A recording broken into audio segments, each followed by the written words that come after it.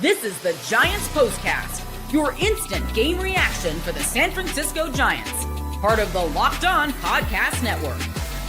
Your team every day. Yo, what's up, everyone, and welcome back to the Locked On Giants Postcast. I'm your host, Eric Triple E Engel. You may know me as the former producer for the Murph and Mac Morning Show on KMBR, or maybe from some of these other Locked On Sports postcasts we do. We also do the Locked On Warriors and Locked On 49ers postcasts. But today, man, all I have to say is the Giants win again in dramatic fashion as they walk off the Texas Rangers on an Heliot Ramos Little League home run. Are you kidding me? Final score 3-2 at Oracle Park. And all I got to say is thank you, Luke Jackson. It finally came around to benefit the San Francisco Giants for once in his life. This is the 10th win of the season for the Giants after they've trailed by more than 2 runs.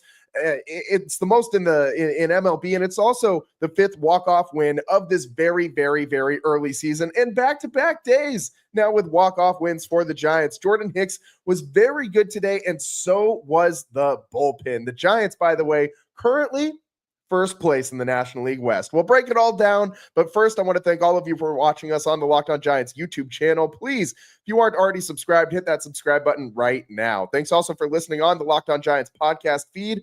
Make sure to check out the Locked On Giants daily show for more in-depth coverage. My guy, Ben Kaspick, always does a great job. And let's just go right to that bottom of the 9th inning, because this one was 2-2 for a very, very long time. Thanks in large part to Hayden Birdsong and Camilo Doval having a great inning. We'll get to that a little bit later on. But with Luke Jackson on the mound, a guy who I constantly ripped all last year when he was just serving up meatball after meatball after meatball, when he was pitching for the Giants and just letting other teams. I mean, this guy looked like he was pitching batting practice out there every damn time he was on the mound for the Giants. And then he went, I think he went to the Braves at the end of last season, and he looked pretty damn good for them, which was just mind-boggling to me that a change of scenery could make a guy go from just horrible to like serviceable. And then now he's closing games for Bruce Bochy and the Rangers. You saw him have a good outing against the Giants on Friday night, and I was beside myself on that postcast. I could not get over the fact that it was Luke Jackson who slammed the door shut. But today, we saw the Luke Jackson that we all know and love, as long as he's not wearing a Giants uniform, because he threw that ball so far into right field, man. Heliot Ramos, a little tapper back in between the mound and if he hit it harder, it would have gone to the shortstop position. But just Luke Jackson had to get off the mound and go to his right, which for a righty is very, very difficult. And I'm surprised he even got that throw off, man, because Ramos would have been way safe even if that throw was on the money. And I don't know why Luke Jackson threw that ball. He was like falling down as he scooped it up with the bare hand and rifled it over to first base about 10 feet wide of their first baseman there. And it just kept on going. He had some mustard on that too, because that thing just kept rolling and rolling and rolling all the way out to right field. And Ramos rounds first, goes to second. He's pulling up as he's coming into second base, and he starts lightly jogging, almost stops at the base.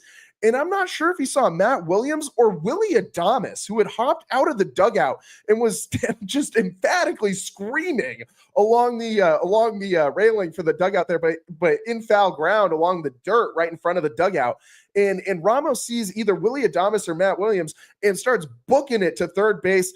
The Rangers end up having to make a throw over there. And honestly, it's a good thing Willie Adames or Heliot Ramos ended up slowing down going into second base for the Giants, because if he had just run hard all the way through it, there would have been no play at third base. That ball would not have even been thrown over to third base, and the Giants would have had to figure out a way to drive him in, which I'm pretty confident they would have done.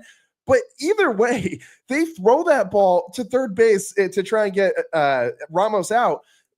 I think he would have been safe on the play either way. Again, he was pretty close. It would have taken a perfect throw to get him out there. But that ball then clangs all the way out into left field. And Ramos just saunters on home, and we go home with a Little League walk-off win. Are you kidding me? Man, and if you watch the replay of that, look for Willie Adames on the play, because he was doing his best Tim Flannery impression. As soon as that ball kicked by the third baseman, Willie Adames starts screaming at Heliot Ramos to start running, and runs with him all the way to home plate. Like, This was just the most exciting win of all the Giants walk-off wins so far this year. And remember, this is their 5th walk-off win in the month of April. We're just still in April. The Giants have barely played home games this month, and they're still racking up these wins. And somehow this, I think, takes the cake for all of these walk-off wins we've seen so far. The Mike Yastrzemski walk-off splash hit was pretty cool, but this is just, I don't even know what I just saw, man. I feel like I'm back 12 years old in Petaluma at Murphy Field again, watching these crazy plays happen. And I cannot believe that this ended this way. The Giants and Rangers have been playing each other so damn tight this whole series. The Giants have been struggling for runs. The Rangers have been struggling for runs.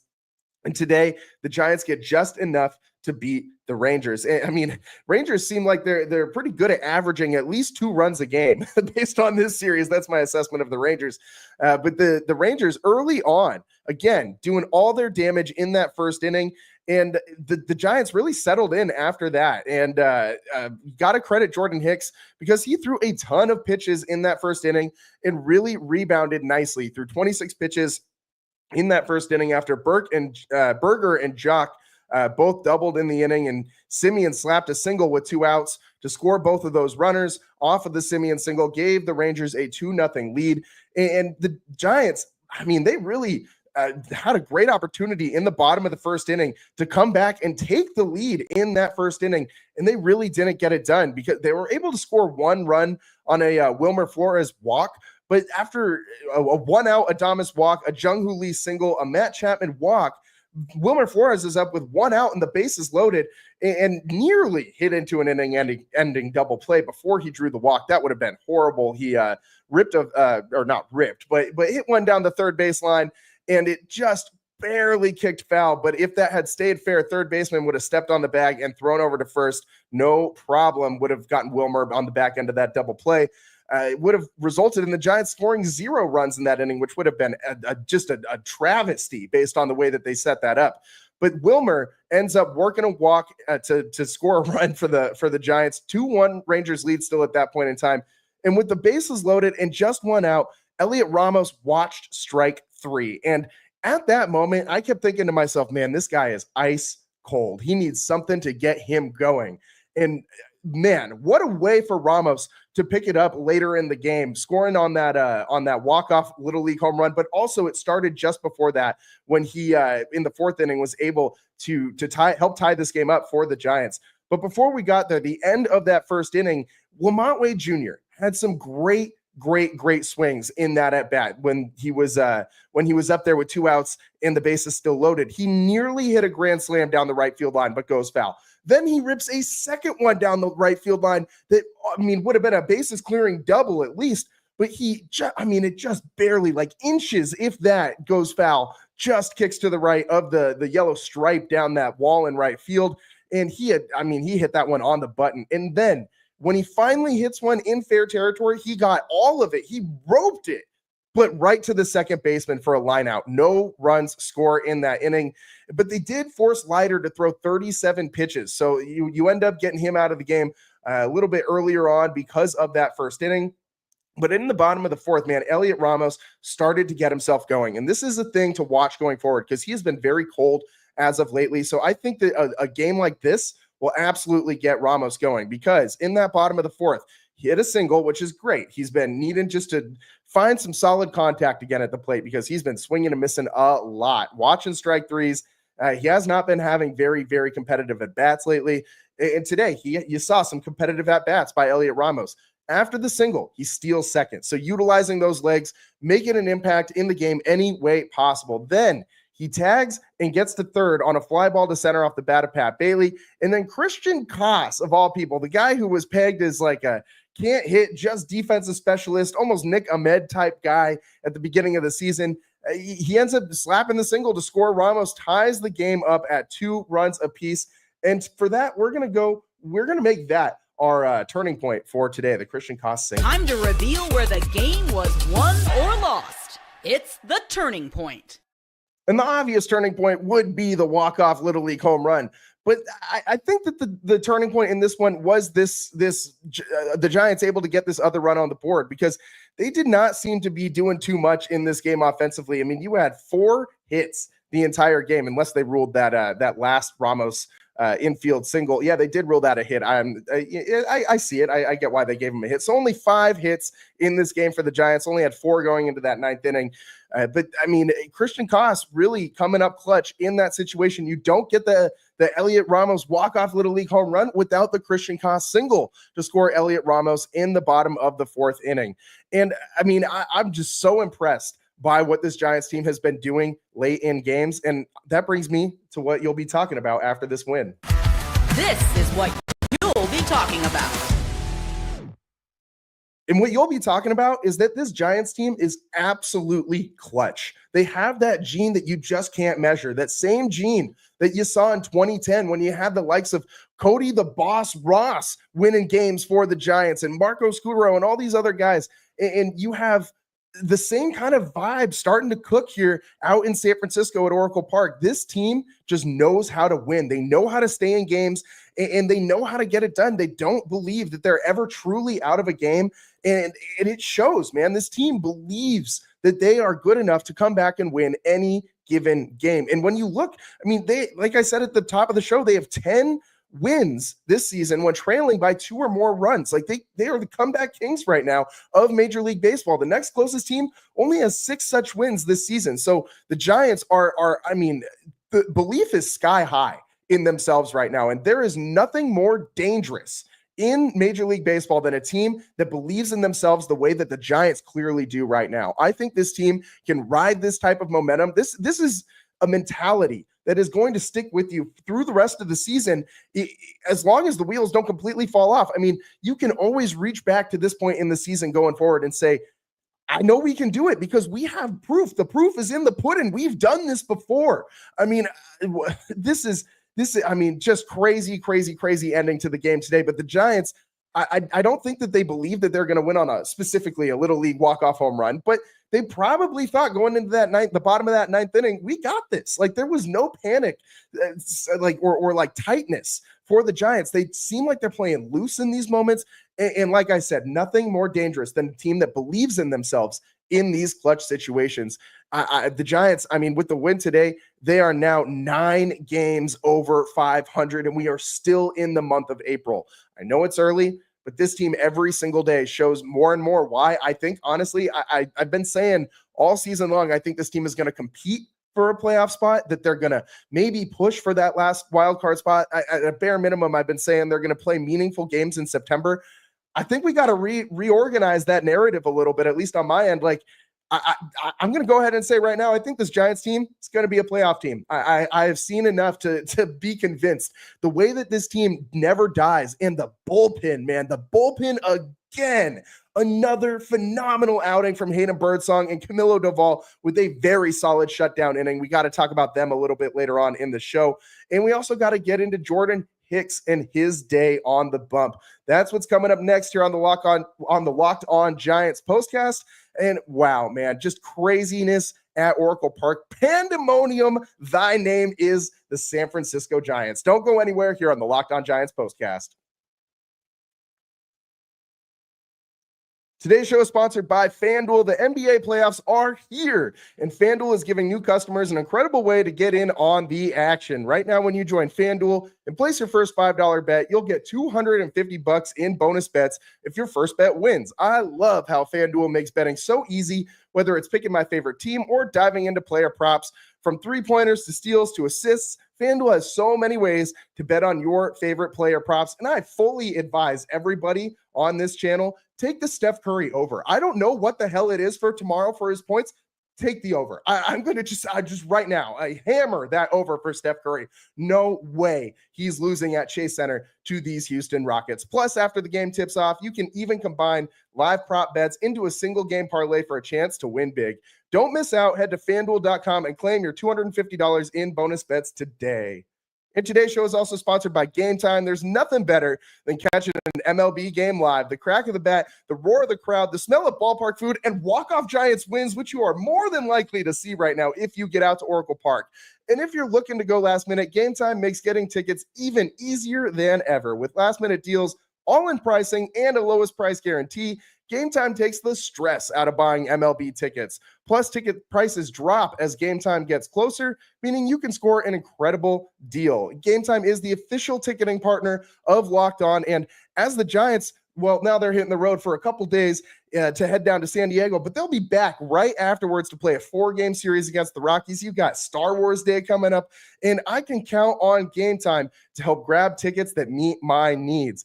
And maybe you have a spontaneous night coming up where you can just go grab some last-minute tickets for a game, and Gametime has unbeatable prices, which means more money for food and merch. Plus, you can always check out the view from your seat before you buy. Love that I can preview my exact seat before purchasing. No bad surprises when you get to the stadium, but let's be real. Oracle Park, not a bad seat in the house. Take the guesswork out of buying tickets with Gametime. Download the Gametime app, create an account, and use code LOCKEDONMLB for $20 off your first purchase. Terms apply. Again, create an account, redeem code LOCKEDONMLB for $20 off. Download Gametime today. Last minute tickets, lowest price guaranteed.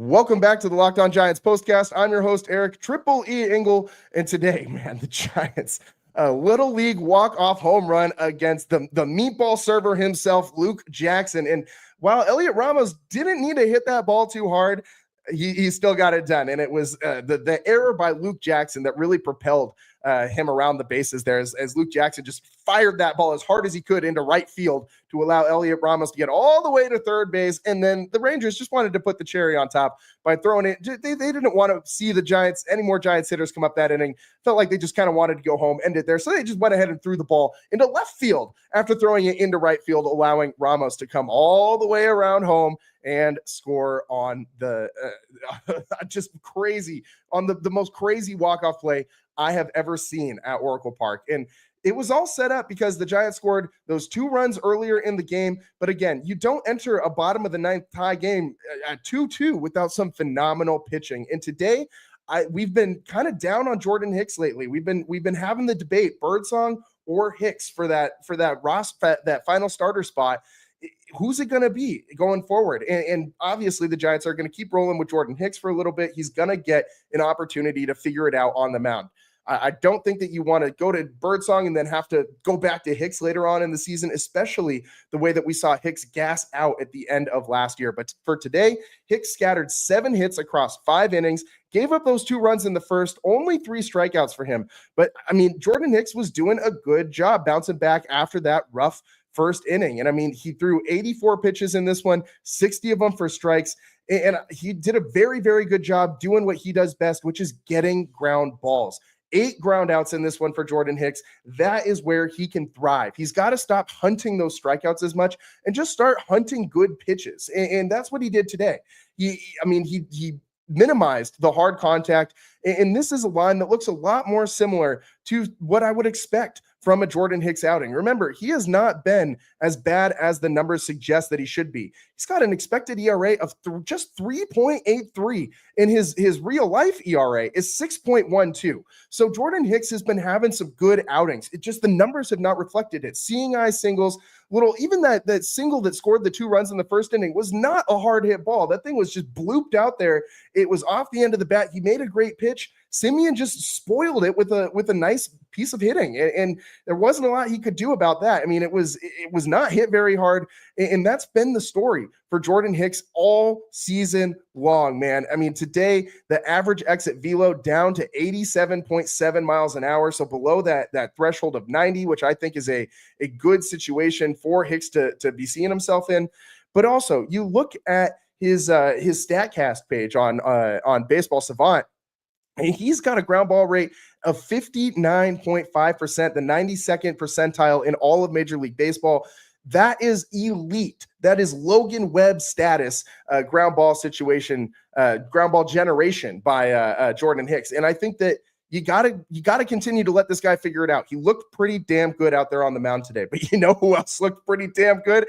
Hayden Birdsong, man. 3 innings. No runs surrendered, gave up 3 hits, but struck out 5, man. And this guy has been electric. An ERA of 1.13 this year in that long relief role. Usually long relievers ERAs are a little bit more bloated because they're having to eat innings in close games or in blowouts. Hayden Birdsong ain't doing that. He's pitching his you-know-what off. And I love seeing that Birdsong has kept this mentality to just go out there and be a killer, despite being sent to the bullpen to start the season. He has not let that affect his mentality at all. If anything, he stepped it up, knowing that he's got to crack that starting lineup, that starting rotation for the San Francisco Giants. If he wants to be a starter, he's going to have to earn it. There's no one on this roster, on this starting pitching staff, that's just going to hand over their job to Hayden Birdsong. So we have to credit him.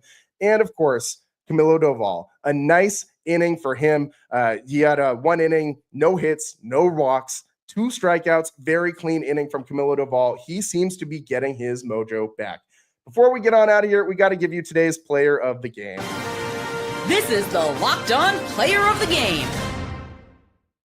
And I've been going back and forth about this one because it could be Ramos, it could be Hayden Birdsong, it could be Jordan Hicks.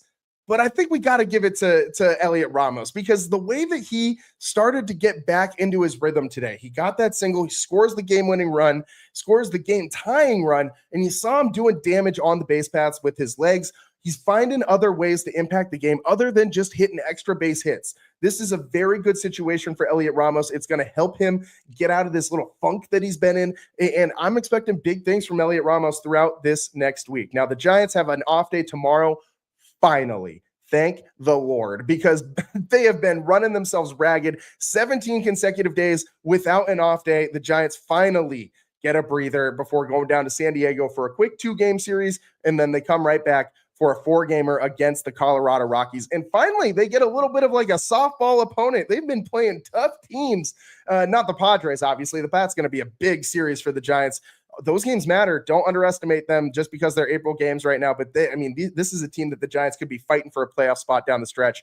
So you absolutely want to tune in for those 2 games. And then thankfully, the Giants get a little bit of a break from playing this gauntlet that they've been dealt in the beginning of the season, and they get the Colorado Rockies. But it's the Rockies. It's a division game. You know how those always go for the Giants. At least it's not at Coors Field. That's all I got to say about that. It's all the time that we got for you guys today. I see all of you in the chat. Did not have very much time, or any time really at all, to get into the chat today, but just want to shout out all of you everydayers in there. Thanks for tuning in. Thanks for chiming in. Would not be a show without all of you. Thanks so much for tuning in. I'm your host, Eric Triple E Engel. We'll see you next time. Peace.